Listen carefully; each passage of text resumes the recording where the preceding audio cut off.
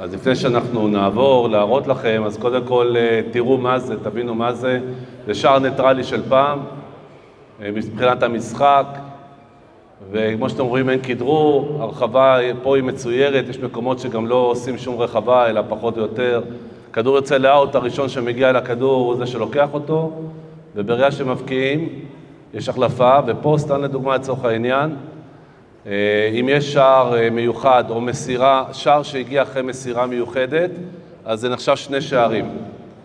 אז אתם רואים פה שמנסים למסור מסירות מיוחדות, כי אם הם יצליחו זה יש שני שערים, לא יצליחו, מאבדים כדור, מתחלפים. המשחק הוא מאוד זורם, לא נעצר בכלל, ותחשבו, מורים לחינוך גופני, בית ספר, מה זה יכול לעשות מבחינת השיעור.